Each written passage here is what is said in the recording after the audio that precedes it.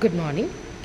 In this video, we are discussing in detail about the igneous, sedimentary, and metamorphic rocks, and we are taking certain examples of these different types of rocks, and we are going to study in detail about the structure, texture, and the peculiarities and the chemical and mineralogical composition of these rocks. So, like we have discussed in the previous chapter, we have discussed in detail about the minerals. Similarly, here we are going to study in detail about igneous rocks. So there are different types of igneous rocks, like to name a few, we have granite, diorite, andesite, syenite, gabbro, dolerite, basalt, pegmatite, peridotite, etc. So these are all examples of igneous rocks, of which as per the syllabus, we have to study about granite, dolerite, and basalt in detail.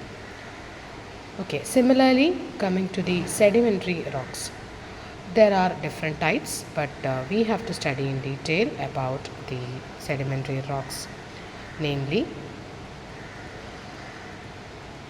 sandstone, limestone, and shale. Similarly, regarding the metamorphic rocks, we have to study about gneiss, marble, and charnakite in detail. So these 9 different rocks we have to study in detail about the texture, then peculiarities, mineralogical composition, etc. Okay.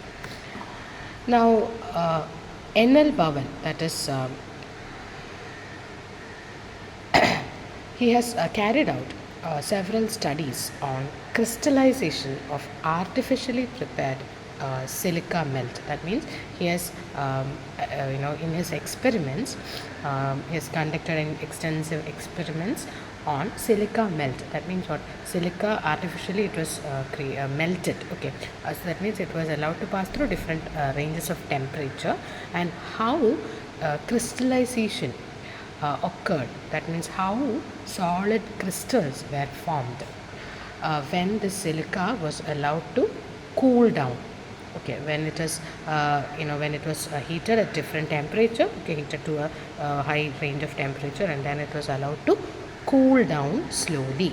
Okay, and during this cooling time, okay, different the physical environment were changed, then the chemical environment were changed. So with change in the physical and chemical environment, how the crystals, how the formation of crystals were affected by this change in the physical and chemical environment. So that was the main focus of his study, and he has come up with the this particular reaction series which you see in the slide.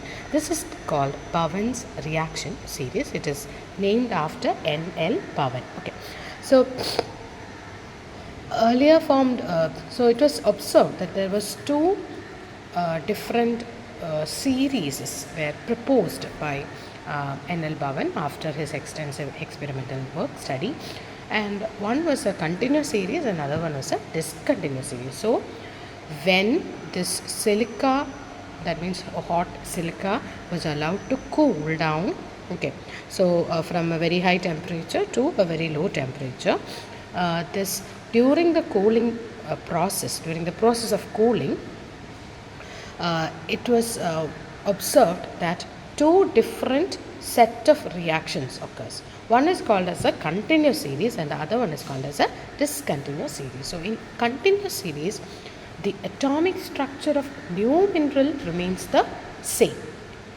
There is only minor change in the chemical composition of the minerals. So new minerals are formed, but the basic atomic structure remains same. So here you can see from calcium rich plagioclase feldspar to sodium rich plagioclase feldspar. So the basic atomic structure, that is of plagioclase feldspar, so that remains the same. So only minor changes are there in the chemical composition. Okay, whereas in discontinuous series you can see olivine is getting converted to pyroxene. Okay, when the silica melt is the temperature of silica melt is reduced. Similarly, pyroxene is converted to amphibole, and also you can see there is a change in the mineral structure of amphibole to biotite mica when the temperature is further reduced. So this kind of a behavior, that is new minerals, that is olivine to pyroxene, pyroxene to amphibole, and amphibole to biotite. So new minerals with different atomic structure and extreme and very different chemical composition, that is also seen. So this is the two important series which are, or this particular Bowen reaction series focuses on, or the inference you obtain is that you can either have a continuous series, that is without any change in the atomic structure. The new minerals, they remain the same, they are having the same atomic structure, that we call as continuous series. And new minerals with different atomic structure and different chemical composition, that type of reaction or series of reactions, we call it as discontinuous reaction. So when the temperature is very high, the type of rocks formed are ultramafic or peridotite, that is an example. Similarly, when temperature is further reduced, a basaltic type of rocks, that is basalt, gabbro, etc. are formed.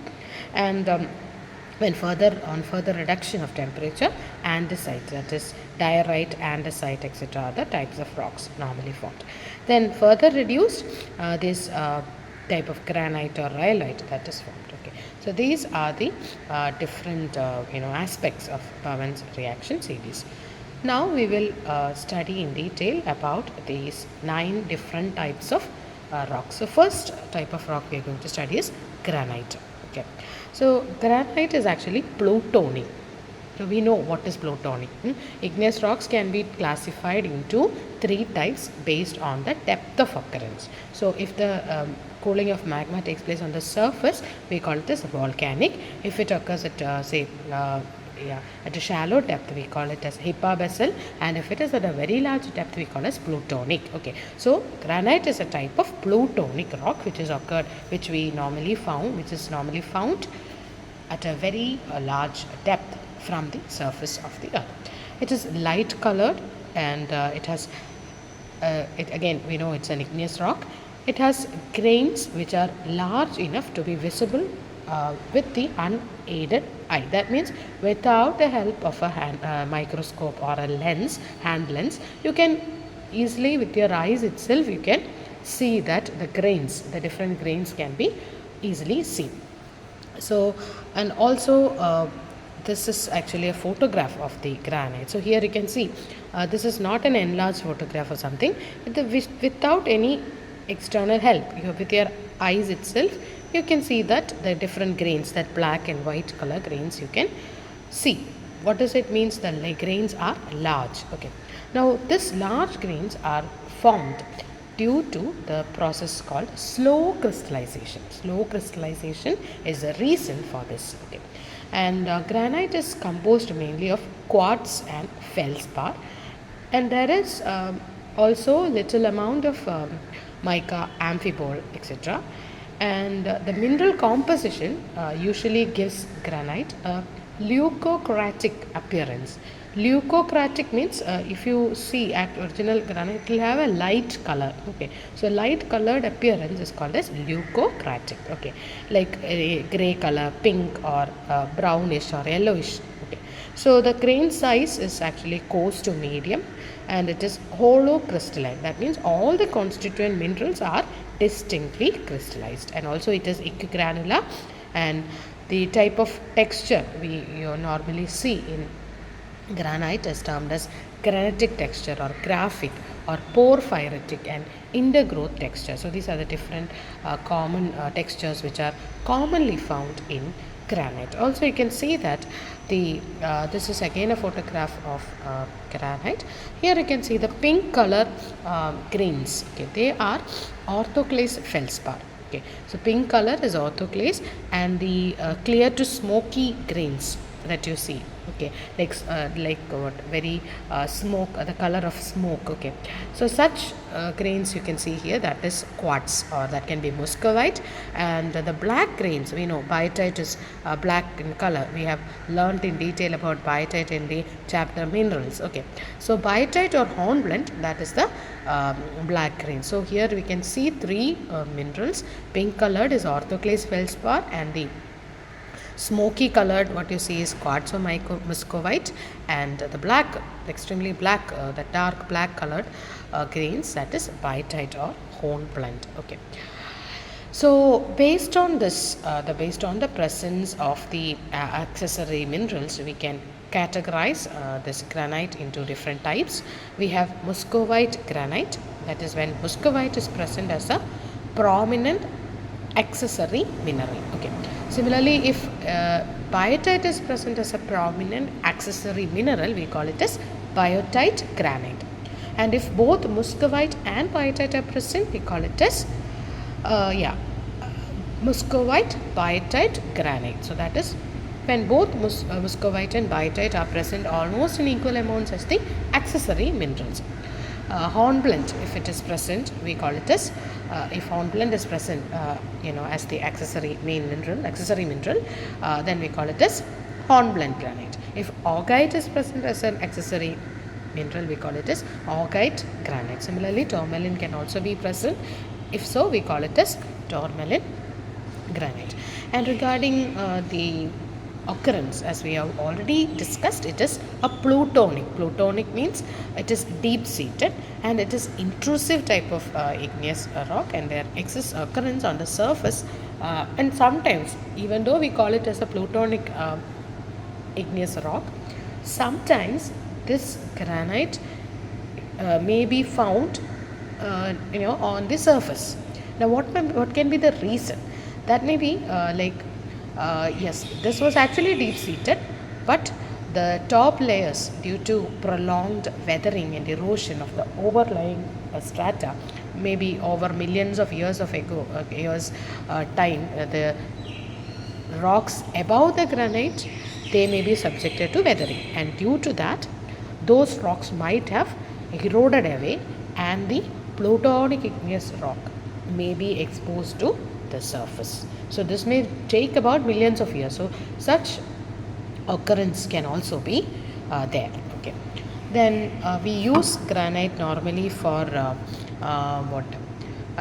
it's quarried as a dimensional stone, and that is it can be cut into blocks or slabs of specific length, width and thickness, and it is hard. We know granite is hard. It can resist abrasion, and it is also very strong. It can bear, it can take load. That means it can, if you, it can, normally we prefer it as a foundation stone, etc. So the load above it can safely bear. Okay, it has a large load carrying capacity, and it is inert to resist weathering. That means it will not attack, it will not be easily attacked by alkali or acid or any chemically active liquids. Okay, so it can also to the weathering also, it is highly resistant. Okay, and another thing is, if you polish, you get a brilliant polish. So that is why we use it as a for building construction, for elevations, etc., for in churches, in in decoration, for in halls and all, we use this. It provides a aesthetically appealing look. Okay, so these are the characteristics which make it a very desirable and useful dimensional stone. So we also use it in buildings, bridges, for monuments, etc. And we know that many other exterior projects we use it, and also polished granite slabs, tiles, etc. is used as countertops. Then for floor tiles, then staircases we use it. For many other decorative features we use it. Okay, and also it is used as a crushed stone or aggregate for various constructions, and also as a railroad ballast for the railroad, as you see in foundations, and also as a fill. Okay. Now what you see here in this slide is a triangular diagram, and this diagram is used for classification of granitic rocks. And this triangular diagram is based on the relative abundance of feldspar, like potassium, sodium and calcium, and also quartz. Okay, so if the quartz the percentage composition of quartz is 90 to 60%. We call it as quartz rich granite, and if it is 60 to 90, that is why apatite, etc. comes. Tonalite and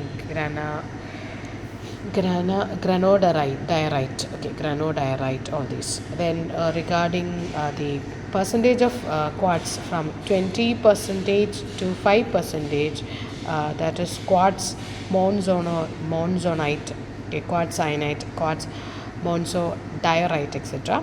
Then similarly, so on the right side what you see is the percentage of quartz. Similarly, on the x-axis or on the base of the triangle, you can see the concentration of alkali feldspar, how it varies and what is the name given to the different types of quartz. This is just a a diagram which can be used for classifying granitic rocks based on the relative abundance of feldspar and quartz. So if you have a type of rock, you can test the composition of feldspar and quartz, and based on the composition you can categorize, okay, what is the name given to the particular type of granite rock.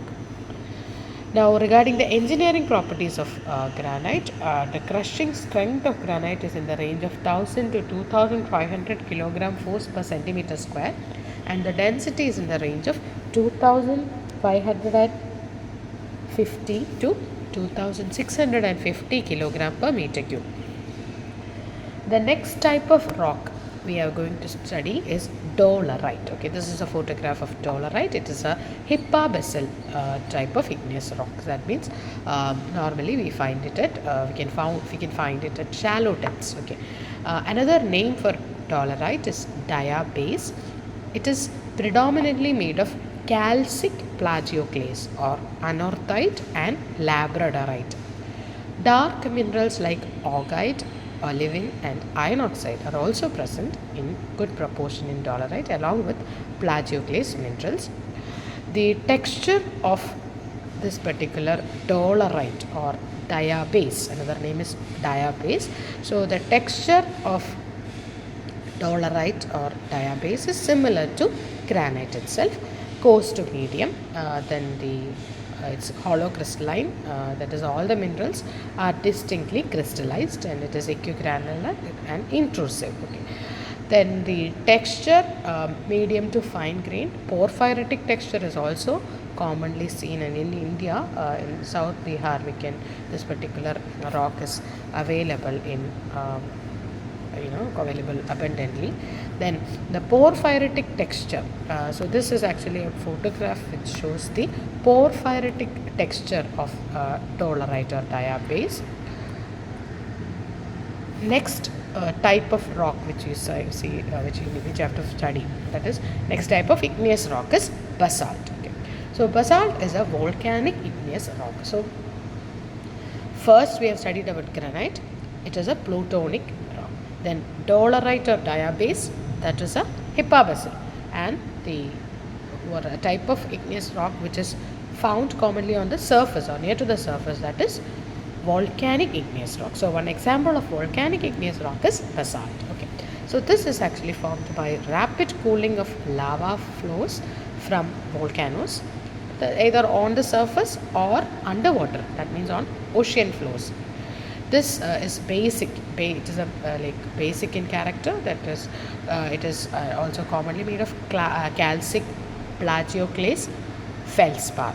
Okay, calcic plagioclase. Like in dolerite also we have learned calcic plagioclase. So here also it is calcic plagioclase feldspar, anorthite and labradorite, augite, hypasthene, hornblende, olivine, biotite, iron oxide. These are the common minerals present in this particular rock. It is commonly found in the Deccan Tracts, Maharashtra, Madhya Pradesh, Gujarat, etc. And also this is also another photograph of basalt. So with that we have come to the end of the three types of igneous rocks. Okay, first one was granite, then we have learned about diorite or diabase, and third one was basalt. Okay. Next we are moving on to sedimentary rocks. Okay, So sedimentary rocks, now this is a photograph of sandstone. Okay, so it's an example of sedimentary rock. So the common types, common examples of sedimentary rocks are sandstone, shale, limestone, dolomite, coal, gypsum, rock salt, then conglomerate, breccia, etc. So all these are sedimentary rocks. Now of which we have to study in detail about sandstone, then we have to study about limestone in detail, and also about shale. Okay, so these are the three types of rocks and their classifications and also their peculiarities in the chemical composition, color, texture, all these we are going to study. So first, moving on to sandstone. It is a mechanically formed sedimentary rock. So when we learnt about sedimentary rocks, we have discussed about the different types of sedimentary rocks based on their origin. Okay, so this is mechanically formed sedimentary rocks. It is mostly composed of sand grade particles, and these sand grade particles have been compacted and consolidated together in the form of beds in the basins of sedimentation, and the grain size is from 2 millimeter to 0.0625 millimeter. The dominant mineral constituent is quartz, and here you can see another photograph of sandstone. Feldspar, mica, garnet, magnetite, they are also found in this particular sandstone. These components, that means the component grains, that is feldspar, mica, garnet, etc., they can be either cemented together by a cementing material, and this cementing material may be either siliceous, calcareous, argillaceous, or ferruginous in composition. And some varieties, that means due to the pressure from the overburden layers, these minerals may also be welded together sometimes due to the overburden pressure. So either these may be cemented together or welded together depending on the overburden pressure. Then medium, normally we eat this medium grain, that is to fine grain. Medium grain means the sizes of the individual grains varies from 0.5 to 0.25 mm, and fine grain 0.25 to 0.0625 mm. The color, regarding the color of sandstone, common varieties we can see red, brown, grey, white, etc. The individual grains may be rounded or angular. See here you have to visually inspect, and also you may require a hand lens to see the different grains. Okay. So the grains may be round or angular in outline, and it may be loosely packed or densely packed. That depends on the overburden pressure and the time taken for consolidation. Simple or interlocking arrangement is also seen. And again, next we are going to study about the types of sandstone based on the composition. If silica is the cementing material, then we call it as siliceous. Example is quartzite. It will be having a homogeneous texture, and also it is having very high density. So high density means that is siliceous type of sandstone. Then if the cementing material is made of carbonates of calcium and magnesium, we call it as calcareous. And if it is if the cementing material is clay, okay, that is a very soft material, so then we call it as, then we categorize it as argillaceous type of sandstone. So argillaceous means argil, the word itself means clay. Okay, the meaning of argil is clay. Then if iron oxide is a cementing material, we call it as ferruginous. Okay, so based on the composition, based on the type of cementing material, we have different types of sandstone: siliceous, calcareous, argillaceous, and ferruginous. Depending on the mineralogical composition, we have arkose, greywack, flagstone, and freestone. These are the 4 different types of sandstone. Arkose means the main constituent mineral is quartz. It is rich in feldspar, and also it is derived from granite and grease. So this granite and grease undergoes weathering, and the the agents of erosion, whether it be water or running water or wind or glacier. So it carries these sediments or these residual material from the granite. After the weathering of granite or gneiss, it will transport it to a large distance, and somewhere when the flow velocity decreases, it will start deposition. Okay, so once it deposits these materials, after millions of years, it gets the water from the pores may be removed, and it undergoes consolidation, that means removal of water, and it gets cemented together, and that is how this arkose is formed. So this is how the this sandstone contains feldspar and quartz as the main constituent. Similarly, grey rock, that is grey colored, and it has a fine grained mixture matrix. Another type is flagstone, that is a high content of mica, and so as it is having a large amount of mica, it is very weak. And freestone is also rich in quartz, but it does not contain distinct bedding planes. So that is now, what is the use of sandstone? We already know sandstone is also used as a building stone as pavement, for the construction of pavement, then for construction material and all. Normally it is found in the area up to 15 kilometer, that means from the surface, that is in the upper crust. Upper 15 kilometer of the crust is the area where we can obtain this rock, that is sandstone. Okay, now moving on to the next, that is the second type of sedimentary rock, that is limestone. Okay, so limestone is actually formed biochemically and mechanically. The major constituent is calcium carbonate, and it also has minor amounts of magnesium carbonate, etc. And the mineral is calcite, CO3, calcium carbonate is a major constituent, and dolomite, that is calcium magnesium carbonate, and then quartz, feldspar, iron oxide are also present. Here you can see the texture in this photo. Texture of limestone, it is fossiliferous texture. So we have learned about fossiliferous texture in detail in the previous classes. Then dense, homogeneous and compact texture can be seen, and it is loosely packed and is highly porous, and it also has concretionary texture. Concretionary means what? Concretionary texture means you can see there is concretions or large sized fossils are being entrapped. So that is very clear in this photograph.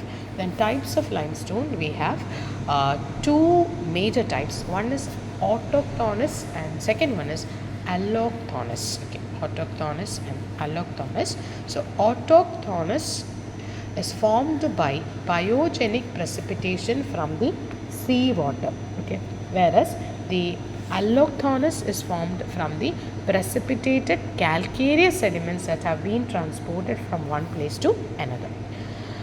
Now, the common types of limestone are chalk. Chalk is fine grained, earthy texture, white. Some chalk may be rich in very small sea organisms, and that is called as foraminifera.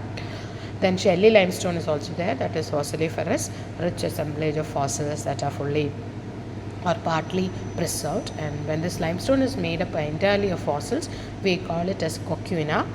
Then argillaceous type of limestone is there, that is clay. Main constituent is clay, allochthonous origin.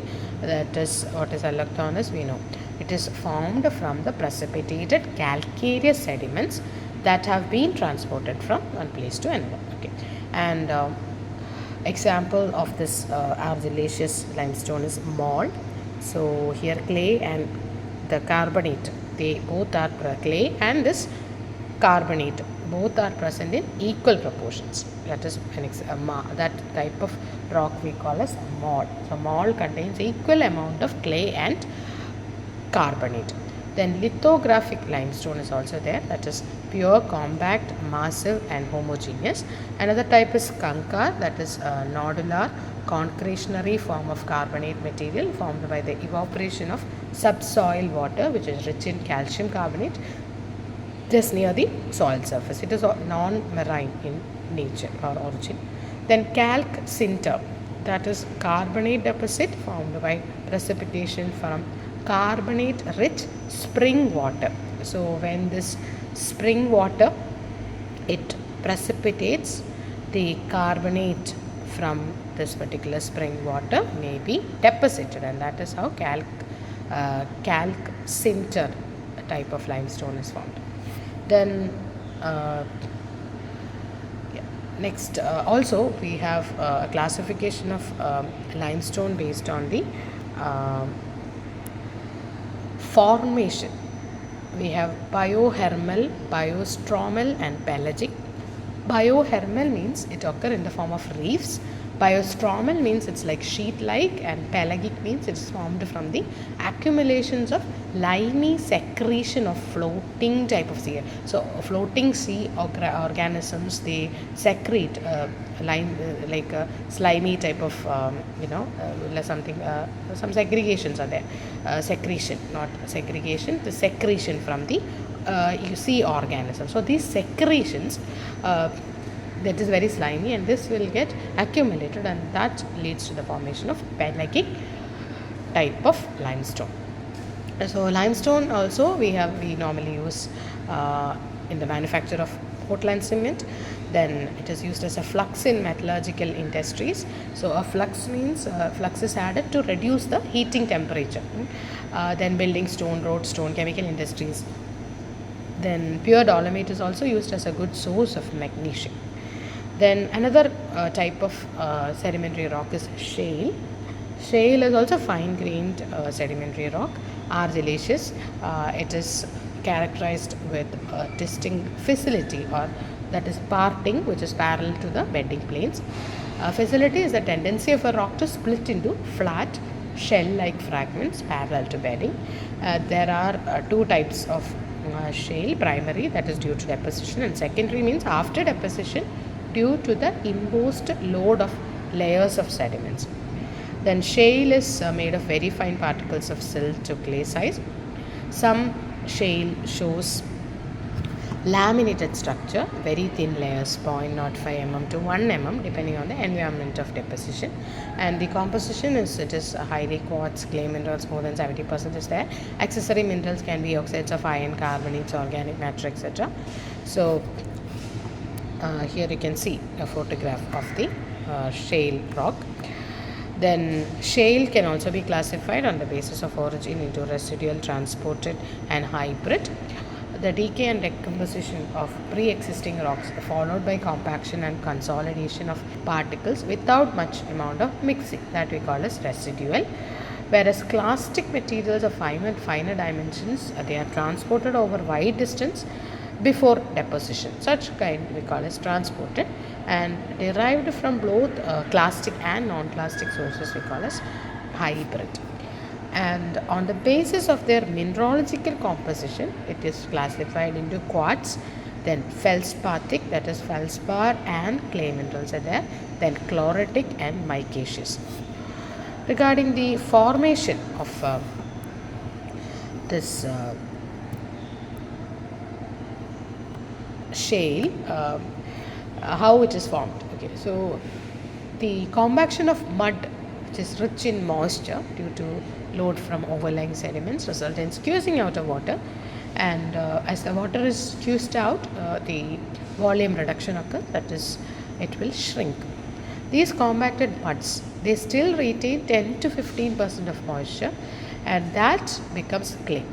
Continued compaction that may result in further loss of moisture, and during this stage clay and platy minerals get oriented in parallel or subparallel layers.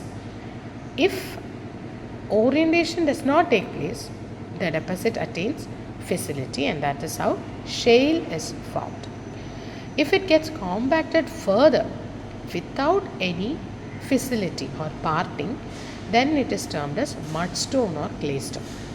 An ideal environment for the formation of shale is marine environment. Marine environment having a depth of 50 meter or more. That is the ideal environment for the formation of shale. We use shale for manufacture of bricks and tiles and also sources of alumina, paraffin oil, etc. Now moving on to the metamorphic rock. So what you see here is gneiss. It is a metamorphic rock. So different types of metamorphic rocks are slate, phyllite, schist, gneiss, quartzite, marble and charnockite.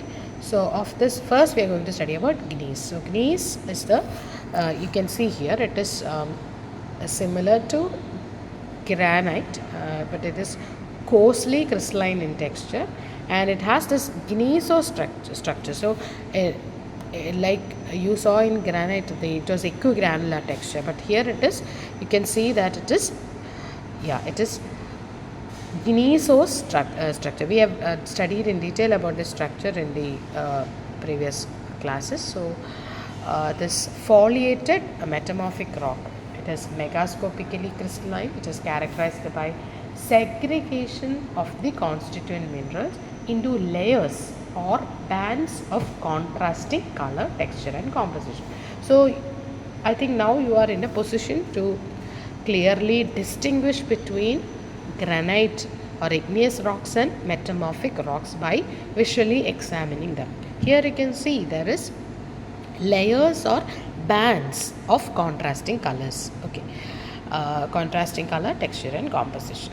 Okay, so this layer is formed due to melting or recrystallization of igneous rocks.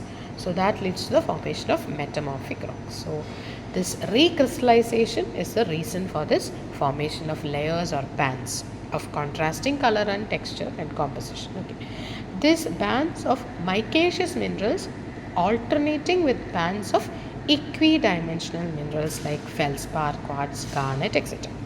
Generally, it is rich in minerals of barren rocks. They are recrystallized due to metamorphism. Feldspar, quartz, etc. are commonly there, and coarsely crystalline texture or greaseous texture is the common texture which you see in gneiss, in the rock, metamorphic rock gneiss. Okay, gneiss. Next is metamorphic rock you are going to study is marble, and one important texture, peculiarity of this marble is that it has, you can see in the figure, it has a granoblastic texture. So this is granoblastic texture. So this is a peculiarity of this is a peculiarity of charnockite also. Okay, now regarding marble, actually I have not included figure of marble, but you all know how marble looks like. So marble is actually a granular metamorphic rock. It is composed of recrystallized limestone, calcite. It is this marble is white, pink, black marble is also there. It is used for construction of block slabs, arches, monumental buildings, flooring, etc. And the transformation of limestone into marble usually occurs at a convergent plate boundaries. Normally, large areas of Earth's crust are exposed to the heat and pressure of regional metamorphism. So, some marble also forms by contact metamorphism, where a hot molten magma body heats the adjacent limestone. And this process occurs at convergent plate boundaries. Before metamorphism, the calcite in the limestone is often in the form of lithified fossil material and biological debris. During metamorphism, what happens is this calcite recrystallizes and the texture of the rock changes. And in the early stages of the limestone to marble transformation, the calcite crystals in the rock are very small. As metamorphism progresses, the crystals, they grow larger and become easily recognizable as interlocking crystals of calcite. In the Mohs scale of hardness, a marble is having a hardness value of 3, and being composed of calcium carbonate, marble will react with in contact with many acids, and it will neutralize the acid, and it is one of the most effective acid neutralization materials. So coming to the next type, that is charnockite. Its origin is not properly identified. It is having variable mineralogical composition. Any orthopyroxene bearing quartz feldspar formed at high temperature and high pressure can be classified as charnockite. So what is this charnockite? It's a very important type of rock. So any orthopyroxene bearing quartz feldspar at high temperature and high pressure, we call it as charnockite. It is a form of granophyll, and granophyll means what? It is a type of rock that has a granoblastic texture. Okay, so another important point regarding charnockite is that it is a granophyll. What is a granophyll? It is a type of rock that has granoblastic texture. So granoblastic texture is shown in this photograph.